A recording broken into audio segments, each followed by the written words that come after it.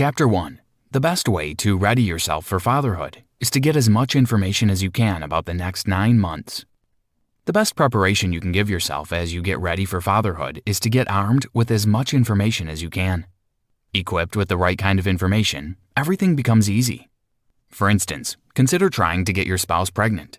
It is an easy task to accomplish if you know such information as the details of her cycle.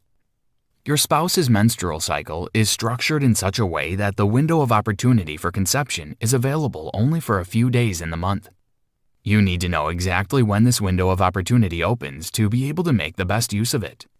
Once conception has taken place, it is wise to hold back announcing it to family and friends because of the risk of a miscarriage.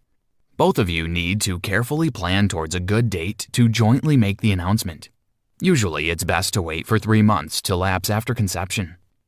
Your spouse has scheduled visits to her gynecologist as well as her ultrasound appointments with her sonographer also present opportunities for both of you to bond.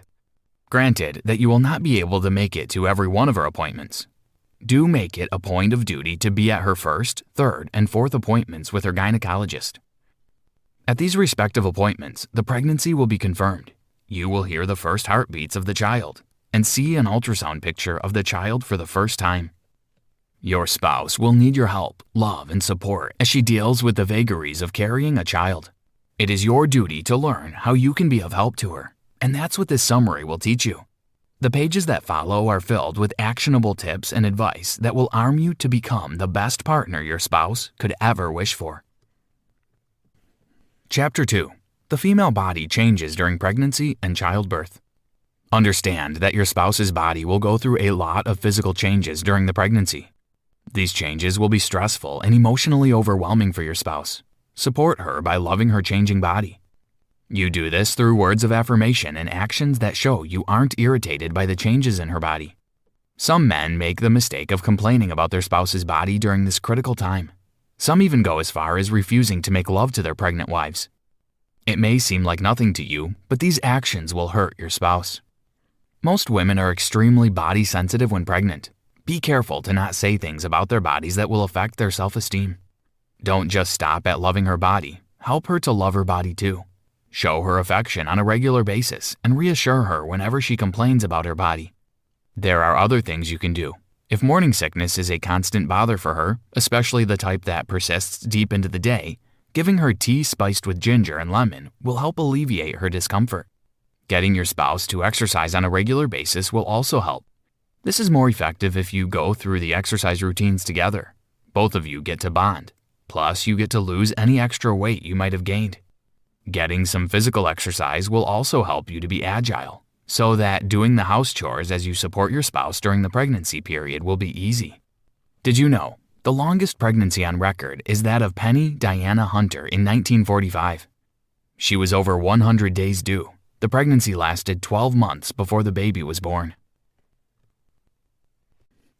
Chapter 3. The best time to prepare for the challenging stages ahead is during the second trimester. After the first trimester, it is now unlikely that your spouse will miscarry, so some congratulations will be in order. Now is the time for both of you to begin preparations for the arrival of the baby. It's in the first trimester that your baby's body structure and organ systems develop. Here is what to expect as you run through the second trimester. Expect plenty of mood swings, forgetfulness, and some snoring as your spouse's hormone levels change. Also, because it is the second trimester, there's the opportunity for both of you to know the sex of your child. Both of you can jointly decide whether or not to know it. Labor pains are also frequent during the second trimester. Some will be real, others will be false. You and your spouse will need to work in tandem to differentiate between the real labor pains and the false ones. Preparations for the final and stressful trimester also begin in the second trimester. This is the time to buy as much baby stuff as possible. If a baby shower is in the works, both of you should create a budget and work together towards it. Your spouse will likely want to start preparing the house so it will be safe for the baby. Therefore, you need to be ready to play your part. Be proactive about the things you need to assemble, set up, or buy. Write them down in a jotter as soon as they cross your mind.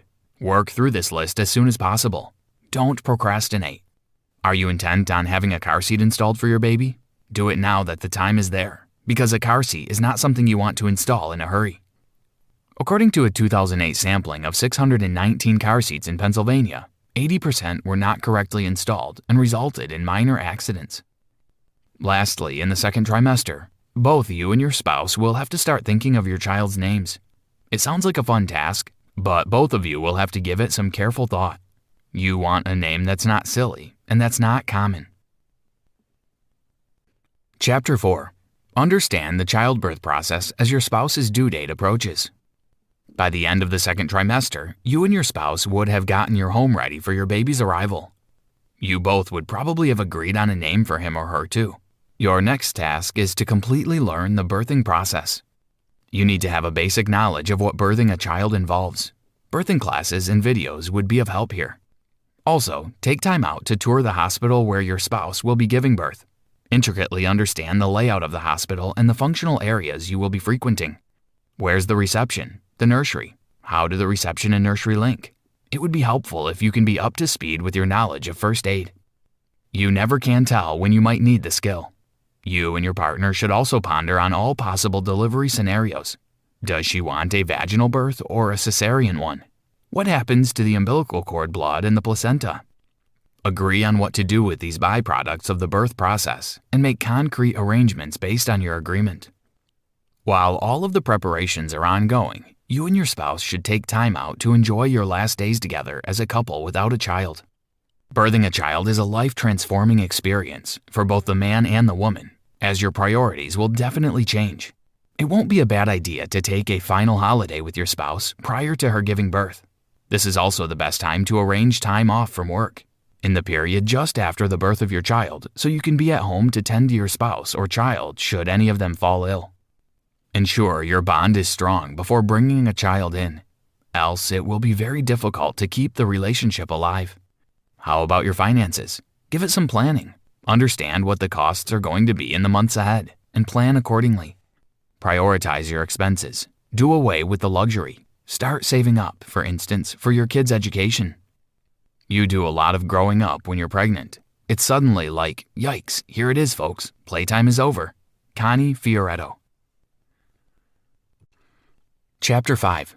In the final weeks leading to your spouse's due date, start baby watching and keep up the support level to your spouse. Statistically, 98% of all women will give birth between weeks 38 and 42. Only 4% of all women birth their children on the due dates predicted to them. Expectant couples have to be on a continual baby watch from week 38 as the baby can arrive any time from then. From the first day of the 9th month, get a hospital bag packed and placed somewhere easily accessible because your baby can come at any moment.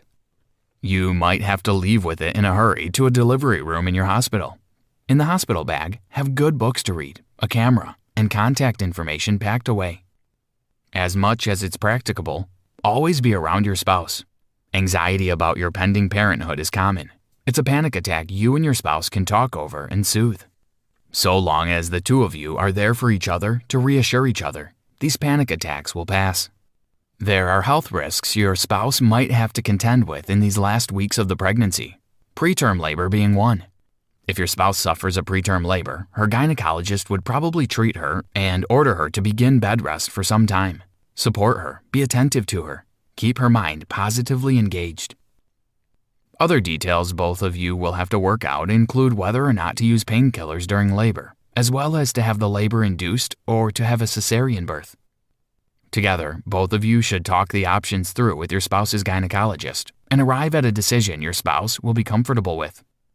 Finally, if you feel despair just before or during the birth of your child, encourage yourself with the knowledge that your spouse is appreciative of all of the support you have extended her in the past 9 months. Share your feelings, including your nervous moments with her. Don't hide anything from her. Let her be there for you, just as you should be there for her. Both of you should live these moments to the fullest. Chapter 6. To succeed in your new roles as parents, keep communicating clearly, keep planning together, and be supportive of each other. Finally, your child has arrived. All required health checks have been done. It's time for your family to head home together. A new chapter in life has begun. This is no time to rest on your oars. Rather, be ready for more decision-making. For example, how will your spouse agree to breastfeed the child? Will it be natural? which will be fully beneficial for both herself and the baby? Or will it be the use of infant formula, a more practical option but of less benefit to mother and child? Both of you should talk this through and arrive at a mutual decision. According to recent studies, 15% of all new fathers suffer from postpartum depression. To prevent this from happening to you, create time and space for yourself to rejuvenate. Too often, people do not realize how stressful the pregnancy months have been for the male partner, and so tend to direct all of the love and attention to the mother and her child. Engage your parents as both of you transition into parenthood. It's a good thing for a child to experience his or her parents' care and love, and those of his or her grandparents too. However, do set boundaries for the child's grandparents. Ultimately, you and your spouse are responsible for your child's upkeep, so make that clear to them. Welcome their advice, but seek out each other's counsel and act on them. Once family and friends know that your spouse and the child have arrived home from the hospital, most will want to visit. Have clear policies in place for all such visits. Keep the visits short, but don't refuse their helping hands. You, your spouse, and the child will need all the help you can get, plus your child's immune system is not strong yet. Most gynecologists advise that couples abstain from sex for at least 6 weeks after childbirth. This is to enable physical recovery from delivery cuts. Lastly, both you and your spouse will need to figure out how to deal with sleep deprivation. According to studies, parents miss out on the equivalent of 6 months of sleep in the first 2 years of their child's life. Make a plan for how both of you will handle this. Going forward, both of you should keep communicating, planning ahead and supporting each other, as you did in the last 9 months. Learn from yesterday, live for today, hope for tomorrow. The important thing is not to stop questioning. Albert Einstein. Conclusion. Pregnancy is one of the rare opportunities you have to show love. Try not to pass on it. So far in this summary, we've discussed various ways you can be a supportive and loving partner. However, it's important to recall that mindset is everything. Your mental disposition towards helping your partner is more important than the tactics and strategies discussed here. It's important that you're willing and earnestly desiring to help her in every way you can. This disposition will enable you to notice little things you can do during her pregnancy and beyond, including things not discussed in the summary or taught to you by anyone. Another thing you can do is never stop asking your partner how you can be of help. If you're reading this summary, chances are that this is the first time for you. Probably the first time for your partner too. This means you two are clueless with no real-world experience to draw insights from. So you have to help each other. Aside from asking her directly, being an observant and present partner will enable you to notice things that need your attention. After childbirth, you will initially find it difficult to adjust parenting with your normal life. This applies to both fathers and mothers, even though it seems to be more in the mothers. No matter how much you learn from authors and coaches, you will still run into situations where you feel helpless and clueless. In cases like that, learn to trust your instincts. More importantly, don't let parenting choke the life out of you. It's good to devote your time and resources to raising children, but also remember that you have a life too. Try this. Follow your partner on her hospital visits. There are 2 reasons you should do this. First, it shows you're supportive. Second, it gets you familiar with the hospital environment. This way, you won't be wandering about on the day you take her to the hospital for delivery.